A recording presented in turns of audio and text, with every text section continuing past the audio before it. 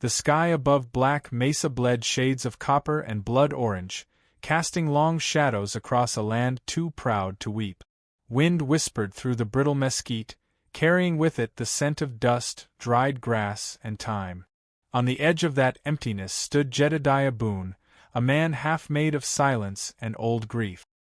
His frame was lean, his shoulders square, but his eyes, once bright blue, had dulled like a gun left too long in the rain. He leaned against a sagging fence post as if holding the weight of a world no one else could see. Jed hadn't spoken to a soul in over 3 years. Not since the day he buried his son beneath a crooked pine and carved the name Micah into raw stone with trembling hands. His wife, Mercy, had passed 5 years before that, her last words tangled with blood and apology. The ranch had been quiet ever since, livestock dwindling, paint peeling, loneliness tightening like a noose. Folks in town called him the Hollow Rancher, not with cruelty, but with caution. No one visited. No one invited him back. The world had turned, and Jed had stood still. Each day was the same. He rose before dawn, washed his face in cold water, fried beans or boiled coffee depending on what was left. He'd feed the chickens, patch the corral, and speak only to the wind. His days held rhythm, not purpose. He read from Mercy's old Bible, though he hadn't believed in God since Micah coughed his last breath. But the ritual anchored him. Without it, he feared he might simply disappear. So when he heard hoofbeats that evening, 7 sets, slow and deliberate, he thought first of ghosts. The riders emerged from the cottonwood trail like figures etched from old war stories. Apache. 7 of them. Sun-darkened faces, broad shoulders, horses thin but upright. A woman rode second from the front, her face scarred down one cheek like cracked clay. Behind her, a child no older than 10 clung to the saddle horn of a man whose eyes were sharp and still. The leader dismounted first, tall, wrapped in tanned leather, bearing no weapon in hand. He said nothing at first, only nodded once. "We need ground to sleep on," he finally said, his voice gravel and smoke. "We'll be gone by dawn." Jed didn't move. His hand hovered near the rifle inside the doorway, not out of threat, but out of habit. His breath caught in his throat. He hadn't seen an Apache this close since he was 17 and the Army raided the winter camp east of Navajo, Washington. He remembered blood in the snow and the sound of his uncle cheering. That memory lived in his bones like frostbite. But this man looked him straight in the eye. Not with hostility. Not even with hope. Just dignity. Jed opened the gate without a word. The Apache led their horses inside, and made no move to touch his home. They set up near the barn, close enough to stay dry, far enough to show respect. The woman with the scar dismounted last. She carried the boy wrapped in a blanket, and laid him gently on a saddle blanket beneath the eave. The child stirred, coughing softly, an echo that stabbed through Jed's chest. Inside, Jed lit a fire and sat in his old chair, staring at the wall where Mercy's sewing hung. The silence outside pressed against the windows, dense and breathing. He poured 2 cups of black coffee. One for himself. One he wasn't sure why he poured. After a moment, he stood, slipped on his coat, and stepped outside into the gathering dusk. He walked the steaming tin cup across the yard and placed it carefully beside the woman. She looked up, not startled, not grateful, just tired. She nodded. He nodded back. And then he returned inside without speaking. That night, sleep eluded him. Rain drummed steady on the roof, and he imagined the 7 strangers beneath it, breathing, waiting, trying not to hope. He thought of the boy's cough, sharp and shallow. He thought of the scar on the woman's cheek, and what might have caused it. He remembered fire. Smoke. Screams. He remembered not stopping it. At dawn, Jed rose and opened the door to the sight of the Apache still in place. No packs tied. No horses saddled. The leader, standing with arms folded, met Jed's gaze. "The boy is ill," he said simply. "We will work your land in trade for shelter. Until he can ride." Jed looked past him to the child, now curled close to the woman's side, face slick with sweat. The boy's lips were cracked. He did not stir. Jed's throat tightened. He hadn't spoken aloud in years. Not truly. Not to another person. But something cracked inside him. "All right," he said, the word rough as sandpaper. It startled even him. The Apache nodded. No smile, no thanks. Just a shared understanding between men of land and burden.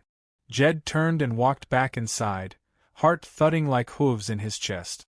Over the next day, and the one after, the Apache worked as they said they would. The leader, Taza, Jed would later learn, patched the east fence with hands precise and strong. The woman tended to the chickens and ground herbs from a small pouch into boiling water, feeding the child by the spoonful. She never spoke, but her hands were gentle, efficient. The boy remained weak, fever rising and falling like the breath of the land itself. Jed found himself watching them from the window, drawn to the rhythm of their presence. They moved with a patience unfamiliar to him. No wasted gestures. No noise. Only purpose. That second night, he found a small pouch of fresh trout left at his doorstep. He hadn't asked. No one mentioned it. But he cooked them with rosemary, left the extra fillets in a covered pot on the stoop, and when he checked an hour later, the pot was empty and clean.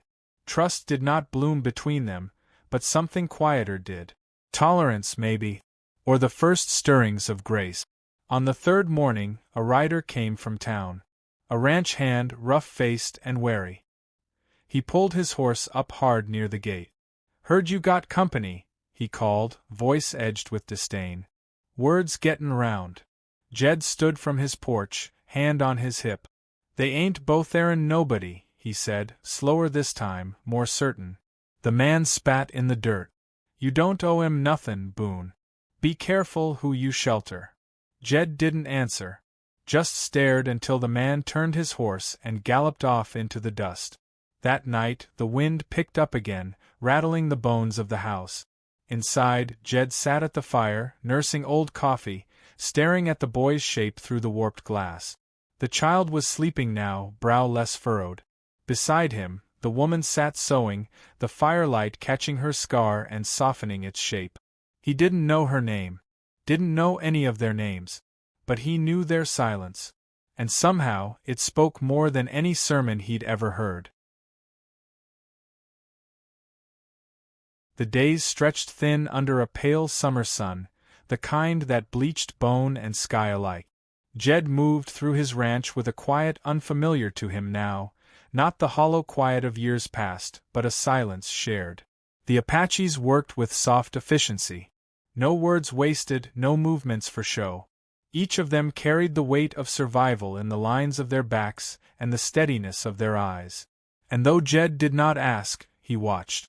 Taza mended the barn's support beams with the skill of a man who'd rebuilt more than wood in his time. The woman, whose name he still hadn't heard, coaxed life from his dying herb garden and kept the boy warm and fed. There was something sacred in the slowness of it all. No sudden declarations, no shifting of allegiance. Just gesture after gesture. When Naya, he'd finally heard Taza speak her name, found his dog-eared Bible on the porch and gently dusted it off before handing it to him without comment, Jed felt something break loose in his chest. Not emotion. Not yet. Just the cracking of a dam long sealed. He still didn't speak much. Neither did they. But the boy, Little Crow, had begun to smile in his fever dreams, and that was its own kind of miracle. It was late afternoon when the world shifted again. Jed was hauling water from the creek when he heard horses, not the even stride of the Apache mounts, but the clattering impatience of outsiders. He straightened, hands dripping, and saw 3 riders on the far ridge, framed against the skyline like specters. The one in front wore a deputy's badge that gleamed in the sun like a threat. Sheriff Hawthorne was not a cruel man by name, but he carried the law like a hammer. His voice, when it came, was loud enough to silence birds. "Boone, we been told you're harboring Apache runaways. You know the law." Jed stood still, the weight of the bucket pulling at his arms, the weight of choice pulling harder at his soul. Taza stepped up beside him but did not speak. Neither did Naya. They did not hide. They had stopped hiding the moment they stepped onto his land.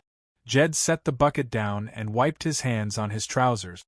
"Ain't no law been broken," he said, voice hoarse but calm. "They asked for shelter. I gave it." The sheriff dismounted slowly, as if daring Jed to flinch. "That child still breathin'? He's recoverin'. Then they can move on. Tonight. Or we'll come back with warrants." Naya stood then, behind Jed, but close enough he could feel her breath. She didn't plead. She didn't run. She simply placed a hand on the boy's forehead and turned her body, shielding him from their eyes. It was a gesture that pulled something primal in Jed, protective, old as blood. "You bring a warrant," Jed said, voice low. "You'd better bring a shovel too. 'Cause I'll be buried here first." The sheriff stared at him, measuring. The silence burned. Tension clung to the air like gunpowder waiting for spark. Then Hawthorne mounted his horse again, spat in the dirt, and rode off with his men trailing like wolves who missed the kill. Jed turned slowly. Taza met his eyes with something close to respect, and Naya looked at him not with surprise, but with understanding. She had known, somehow, that he would stand. And in that gaze something changed. That night, the wind softened, and for the first time, Jed sat beside the fire outside rather than within. Naya joined him, her sewing in hand. She hummed under her breath, the tune low and haunting, a lullaby maybe, or prayer. Jed didn't ask. He just listened. The fire threw gold against her face, tracing the edges of her scar in soft light. It was no longer a mark of injury, it was a line of survival, of story. He offered her a piece of dried apple from his own stash, and when her fingers brushed his, it wasn't lightning that struck, it was warmth. Gentle, steady, like embers catching dry wood. Not love, not yet. But the shape of its beginning. Little Crow stirred in his blanket and sat up with clearer eyes than Jed had seen in days. He looked from Naya to Jed, then back, and smiled.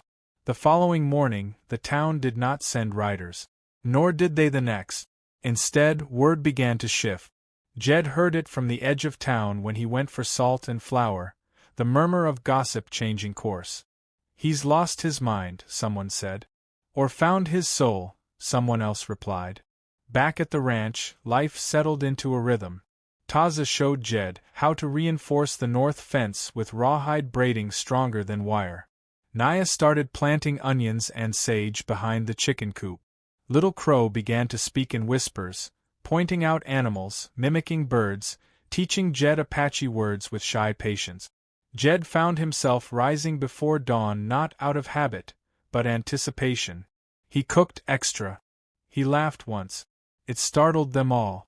But the sound didn't feel strange to him. It felt like a long-lost piece of himself coming home. On a Thursday morning, with the sun climbing over the mesa like a promise, Naya approached Jed where he stood sharpening tools. She didn't speak right away. She didn't need to. "Will you keep the garden?" she asked, fingers brushing the edge of his worktable. He paused, wiped the blade clean, and met her gaze. "If you plant it, I will." Her eyes softened and she nodded. That was all. That was everything. That evening, Taza carved a small eagle from cedar and left it on Jed's porch. No explanation. No words. But Jed understood. It was not a farewell. It was an emblem. A bond. By the time autumn touched the hills with gold and smoke, Jed had stopped waiting for them to leave. And they never spoke of leaving again. People in town stopped whispering. Or maybe Jed had stopped listening. Either way, he rode in with Naya once a month, bought seed and medicine, and returned home without comment. Some looked away. Some nodded. One old man tipped his hat and said, "Takes a man to open his gates these days." Jed didn't answer, but that night, he told Naya the story of mercy. The first time he'd spoken it aloud. She listened, hands folded, no judgment, just presence. When he finished, she reached out and held his hand in both of hers. No words. Just warmth. The stars that night seemed lower, brighter. As if the heavens leaned close to listen. There was no declaration. No kiss under a blooming sky. Just two people who had once been wounded, now beginning again, not by running from their past, but by sheltering it together.